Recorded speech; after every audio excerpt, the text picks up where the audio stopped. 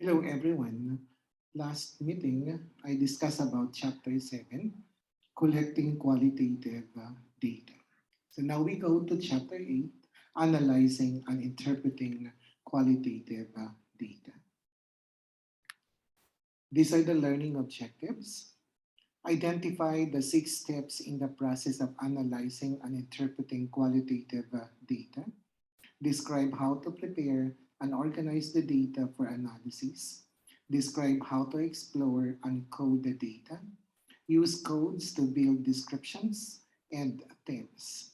Construct a representation and reporting of qualitative findings. Make an interpretation of the qualitative findings. Then advance validation for the accuracy of your findings. What are the 6 steps in analyzing and interpreting qualitative data? Preparing and organizing the data for analysis. Exploring the data through coding. Using codes to develop description and themes. Representing the findings through narratives and visuals. Making an interpretation of the meaning of the findings. Using strategies to validate the accuracy of the findings. Figure 8.1 is actually showing the qualitative process of data analysis. We have codes, the text for the description to be used in the research report. Then codes, the text for themes to be used in the research report. You can find there different arrows and different description. So starting from the bottom, we have the researcher collects data. So the data can be a text file such as field notes, transcriptions, optically scanned material.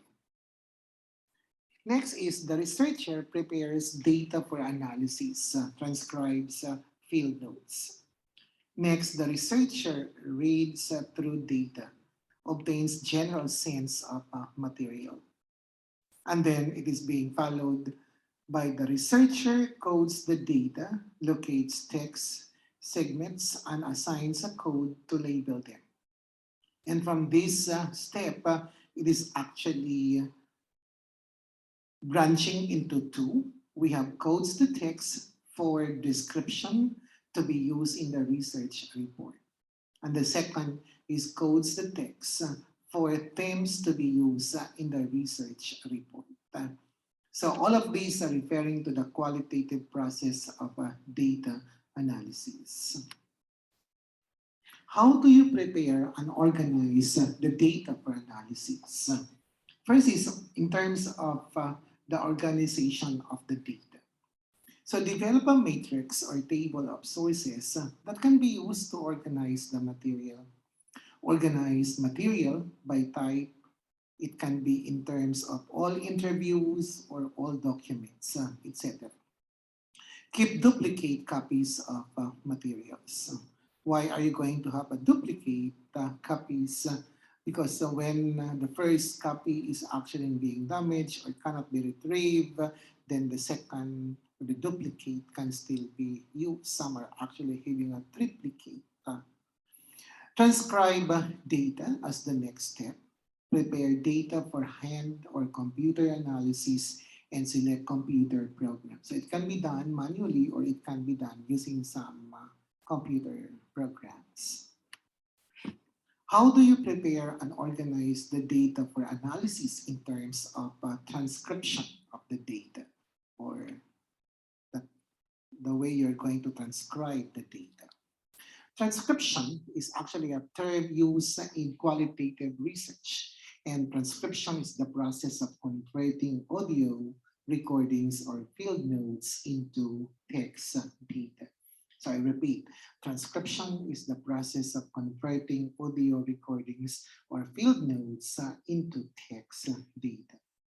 Consider software, a professional transcriptionist, or transcribe yourself word for word. So it can be in terms of software, or it can be in terms of a professional transcriptionist, or transcribe yourself word for word. Approximately 4 hours to transcribe 1 hour of audio based on experience, based on empirical data. We have approximately 4 hours not to transcribe a 1 hour audio. During data collection. What shall be done during data collection? So letter A, have a high quality audio recording by conducting interview in a quiet setting. Letter B, use a high quality recording device with an external microphone. C, use lapel microphones for both the interviewer and the interviewee. Letter D, create a digital recording for storing on your computer. Take backup notes during the interview in the event that the recording device does not work. Letter F, bring to the interview extra batteries or a charger for the recording devices. So from letter A up to letter F, all of these are actually explanatory. You know what are the reasons why you're going to do each of those from letter A up to letter F. Next is analyze by hand or computer. Hand analysis of qualitative data. Researchers rate the data, mark it by hand, and divide it into parts. Hand analysis, if you have prefer not to use software, want to be close to the data, then have ample time or just have the time. No? And it is understood that you have ample time to do the analysis hand by hand.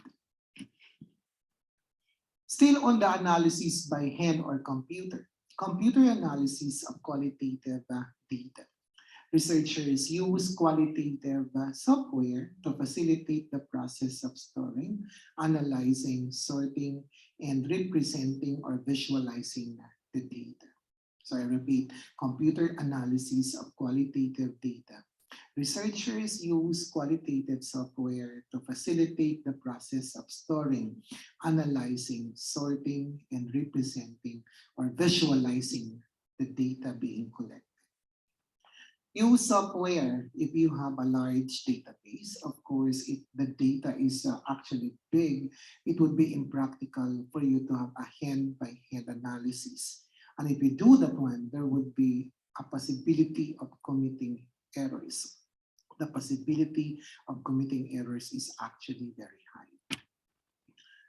If you are trained, actually have resources to purchase or locate the software, need close inspection of words.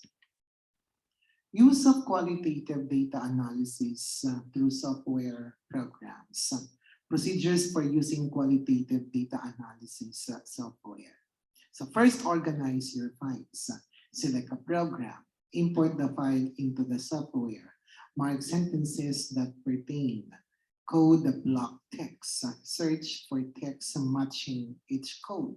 Collapse codes into broad text. But take note that different software have different procedures to be followed. So once you're going to use a software, you have to familiarize also on how are you going to use those different softwares. Analyze by hand or computer. Computer analysis of qualitative data. Researchers use qualitative software to facilitate the process of storing, analyzing, sorting, and representing or visualizing the data, as what I said earlier. So I repeat, you can use the software if you have a large database, if you are trained, if you have resources to purchase or locate those different softwares, and you need close inspection of words. Use of qualitative data analysis software programs, basic features of qualitative software. So what are those different basic features of qualitative software? Number one, ease of integration. Number two, type of data program will accept reading and reviewing text, memo writing, categorization, analysis, inventory, and assessment. Quantitative data can be done, then merging different projects. Specific programs available for qualitative data analysis. So we have Atlas. It can be in terms of Mac or for Windows. We have Deduce, so cloud-based, hyper research. It can be for Mac or it can be for Windows. We have Max QDA. It can be for Mac or for Windows. We have the in vivo. It can be in terms of Mac or for Windows. So Windows, very common, and we have Mac also as common to all. Explore the general sense of the data. So obtain a general sense of the data by performing a preliminary exploratory analysis. So read through field notes and interviews several times to get a sense of the interview and the observation. That's very normal. Even in my case, when I have conducted interviews, I have to go over the different interview notes. I have to listen to different audios about the interviews.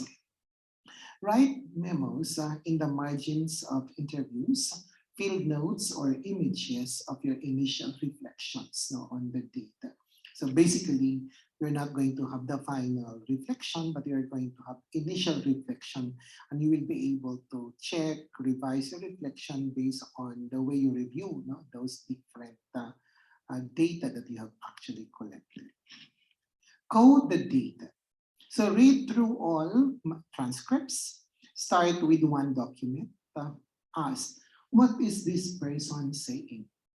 Identify text segments, assign a code. 1, 2, or 3 words that describe what is being said. So take note, 1, 2, or 3 words that describe what is being said by the participant or by the subject. When possible, use a participant's actual words in vivo code. Terms from the literature can be used, so you have actually reviewed the related literature and you can use those different terms. Practice lean code. So for example, 10 to 15 codes for 20-page transcript. This is just an example. 10 to 15 codes for 20-page transcript. Code the data, reduce redundancy. Take out codes that are duplicate ideas, reduce to a manageable list, 20 to 30 codes based on experience and based on literature. Go back to the data. Look for new codes, find supporting codes. Code the data, collapse the codes into 5 to 7 themes. And the themes could be similar codes aggregated together to form major idea in the database. The ideas the participants most frequently discuss are unique or surprising, have the most evidence to support them, or those you might expect to find. So take note, the ideas the participants most frequently discuss are unique or surprising, have the most evidence to support them, or those you might expect to find. Next is in terms of description of people, places, or events. So you can see figure 8.4, visual model of the coding process in qualitative research. So we look up into many pages of text, then many segments of text. Then you're going to have 40 to 60 codes, then codes reduced to 20 to 30, then codes reduced to 5 to 7 things, as mentioned earlier. So initially you read through the data. And when you initially read through data, you can actually read those from the many pages of the text. Divide text into segments of information. So there are many segments of text. It's actually coming from the process where you're going to divide text into segments of information. And the result is many segments of text. label segments of information with codes. So you would have 40 to 60 codes based on the literature or based on experience. Reduce overlap and redundancy of codes. So there might be overlapping codes, redundancy of codes. So you're going to reduce the. So from 40 to 60, the codes are actually reduced to 20 to 30. And the last one is actually collapse codes into things. So collapse codes into things. And after collapsing the codes, so codes reduced to 5 to 7 things, no, based on empirical data or based on literature. Figure 8.5, the hand coding a page from a sample interview transcript. So what is presented is actually a sample interview transcript, and you can find hand coding, no? This kind of page.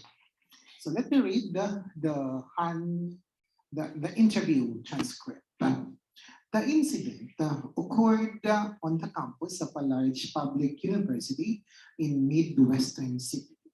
A decade ago, this city had been designated an all-American city, but more recently, its normally tranquil environment has been disturbed by an increasing number of assaults and homicides. Some of these violent incidents have involved students at the university. The incident that provoked this study occurred on a Monday in October. A 43-year-old graduate student enrolled in a senior level actuarial science class arrived a few minutes before class, armed with a vintage Korean War military semi-automatic rifle loaded with a 30-round clip of 30 caliber ammunition. He carried another 30-round clip in his pocket. 20 of the 34 students in the class had already gathered for class, and most of them were quietly reading the student newspaper. The instructor was en route to class. The gunman pointed the rifle at the students, swept it across the room, and pulled the trigger. The gun jumped. Trying to unlock the rifle, he hit the bottom of it on the instructor's desk and quickly tried firing it again. Again, it did not fire. By this time, most students realized what was happening and dropped to the floor, overturned their desk, and tried to hide behind them. After about 20 seconds, one of the students shoved a desk into the gunman, and students ran past him into the hall and out of the building. The gunman hastily departed the room. So if you look at on the leftmost part, so this arrow is actually using this kind of note. Description builds from broad to narrow. So the first paragraph is actually telling a description that is actually coming from a broad one into a narrow one. Next, we have situate the reader in the place, provide details. So the second paragraph is actually situating the reader in the place and providing the details of the event. Next is detail to create a sense of being there. So detail to create a sense of being there. Then the last one is use of action verbs and vivid modifiers and adjectives. I mentioned in one of those videos in, in my YouTube channel that writing skill is very important in the actual research process. When you make a research proposal, when you do actual research process, writing skill is very important. If we're going to look at from the first note up to the last note, the writing skill is actually very important. But in here, in research methods, I'll not be talking about the writing skill because it is embedded that you have taken different English courses, and I assume that all of you have the basic writing skills. So for example, use of action verbs and vivid modifiers and adjectives. So this would actually call a review of your basic English language skill. How do you use codes to build description and themes? Describing and developing themes from data, answering research questions, forming in-depth understanding of central phenomena. Description, detailed rendering of people, places, or events in a setting. Asked, what is this place like? What is this person like? So all of these are actually on asking and presenting a description, and that it must be detailed rendering of people, places, or events not in a certain setting. Themes. So what are the different types of themes? We have ordinary themes, unexpected themes, hard to classify themes, major and minor themes. We have multiple perspectives, several viewpoints and sources. And it's actually very common when you interview, when you observe, you can find different perspectives, not only two, not only three, you can have multiple perspectives. And this can be seen in several viewpoints and can be seen come from different sources. Figure 8.8 is an example of elements of theme development in a narrative passage. So again, figure 8.8, we have elements of theme development in a narrative passage. So it's all about safety. So let me read the narrative passage. The violence in the city that involved university students and the subsequent gun incident that occurred in a campus classroom shop, the typically tranquil campus. A counselor aptly summed up the feelings of many. When the students walk out of that classroom, the world had become very chaotic. It had become very random. Something had happened that robbed them of their sense of safety. Concern for safety became a central reaction for many informants. When the chief student affairs officer described the administration's reaction to the incident, he listed the safety of students in the classroom as his primary goal, followed by the needs of the news media for details about the kids, helping all students with psychological stress and providing public information on safety. As he talked about the safety issue and the presence of guns on campus, he mentioned that a policy was under consideration for the storage of conference was called guns used by students for hunting. Within 4 hours after the incident, a press conference was called during which the press was briefed not only on the details of the incident, but also on the need to ensure the safety of the campus. Soon thereafter, the university administration initiated an informational campaign on campus safety. A letter describing the incident was sent to the university board members. One board member asked, how could such an incident happen at this university? So if you look at the content of that narrative passage, and the title of that narrative passage is Safety. So you can find the first note, title for theme based on words of participants. So it's all about safety. That's why we call this one as the title for theme based on words of participants. Next is on evidence for themes based on multiple perspectives of participants. Within themes are sub-themes. If you look at the second paragraph, the highlighted statements, the chief student affairs officer, then we have, he listed the safety of students in the classroom. And then another one, we have university board members. A letter describing the incident was sent to the university members. And that one board member asked, how could such an incident happen at this university? So all of these are actually talking about evidence for themes based on multiple perspectives of participants. Within themes are actually sub-themes. So all in all, we're going to look at into the content of the first paragraph and the content of the second paragraph. The theme is all about safety. How do you use codes to build description and fits? Still a continuation.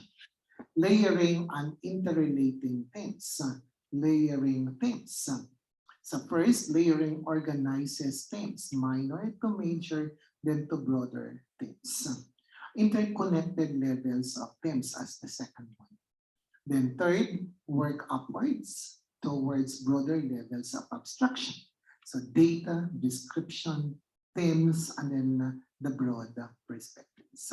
So we look at the data first, the qualitative data. Then we describe the qualitative data. And then after having the description, you're going to come up with themes. And after coming up with the different themes, you're going to come up with broad perspectives. Still on layering and interrelating themes. We have interrelating themes. How do we interrelate themes? Interrelating themes involves interconnecting themes into chronology. Second, sequence of events. Next is on the theoretical or conceptual models. So remember, we use theoretical and conceptual models in a research process. So representing findings. How do you represent and report findings? So comparison table. A table used to compare groups on one theme. Then we have the hierarchical tree, no? A diagram that visually represents themes under interconnections. Figures, diagrams, a visual depiction that shows the connections between themes. We have drawings, maps of the physical layout of the site. Next is demographic table. A table of demographics on individual participants or research site. So take note of the different ways of representing findings. So we have table 8.1, sample comparison table used to represent information in a qualitative study. So we have female statements about professionalism in the first column, the male statements about professionalism. So we have two categories, the female perspective and the male perspective. So for female statements about professionalism, helping fellow teachers is part of my day. When another teacher asks for advice, I am generally a good listener. Next, it is important that once I achieve a certain level of experience, that I become a mentor to other teachers, especially new ones. Next, caring about how other teachers employ high standards in their classroom is a sign of my own professionalism. For the male statements about professionalism, being concerned about the following, the coordinators advice about curriculum shows a high level of professionalism. Next, it is important to be in charge in the classroom and to be aware of student off-task behavior. I set standards for myself and try to achieve these goals each year. It is necessary that each teacher pull his or her weight in the school, a sure sign of professionalism. So in table 8.1, you can actually look at the comparison, no, in terms of the male and the female perspectives on professionalism. Table 8.2, sample demographic table in a qualitative study. So you can find the first column in terms of the name, second, years teaching, third, gender. Next is class level of instruction. Next, instructional approach in the classroom. And the last column, primary form of technology in the classroom. Rosa, 25 years in teaching. gender, female, class level of instruction, 12, instructional approach in the classroom discussion, primary form of technology in the classroom, internet. Hari, 20 years in teaching, gender, male, class level of instruction, 11, instructional approach in the classroom, critique. Primary form of technology in the classroom, not used. Joan, 18 years in teaching, gender, female, class level of instruction, 11, instructional approach in the classroom, discussion. Primary form of technology in the classroom, tablets and internet. Next, Ray, 20 years in teaching, gender, male, class level of instruction, 12, instructional approach in the classroom, interactive, primary form of technology in the classroom, simulations, internet, then laptops. Jamal, 15 years in teaching, gender, male, class level of instruction, 11, instructional approach in teaching classroom, discussion. Then primary form of technology in the classroom not used. Yun, years in teaching 36, gender male, class level of instruction 10, instructional approach in the classroom, lecture. Primary form of technology in the classroom, internet. So you can see actually sample demographic table in a qualitative research or in a qualitative study. How do you represent and report findings? Reporting findings. So multiple perspectives and contrary evidence. Metaphors and analogies. Report quotes from interviews. Write in detail. Tensions and contradictions are to be included. Include a dialogue to support things. So if you look at the first bullet up to the last one, writing skill is actually very important. And that if the writing skill is actually not that good, you will not be able to come up with a very good report findings.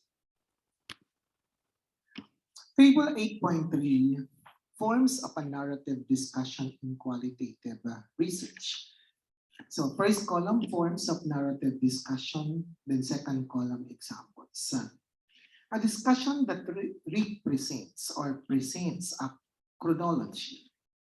The chronology of a teacher's experiences with her special education coordinator leading to her resignation from the school. Second, a discussion that describes events and setting in context. A description of adolescents reading teen magazines. A discussion of themes.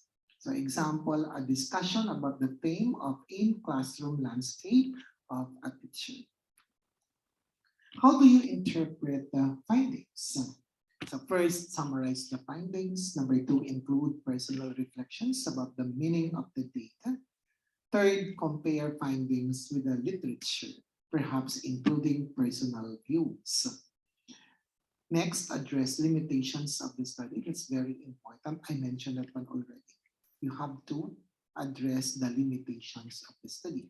Those things that happen, but these things are actually beyond your control as the researcher. Make suggestions for future research. Validating findings. Researcher determines the accuracy or credibility of the findings. Next is on triangulation. Using corroborating evidence. You're going to look at different evidences and find out similarities, find out differences, and then you do actually triangulation in that manner or in that perspective. Member checking. Asking members to check the accuracy of the account. There might be a case that you present the findings and you're going to let them critique on the accuracy of the account. External audit, hiring the services of an individual outside the study to review the study. And we call this an external audit. There might be an expert out there you're going to hire, you're going to pay, and then let them review your work and find out if what you have done is actually on a scientific perspective for doing qualitative research. Re-examining qualitative data analysis in the mother's trust, no, in principal's case study.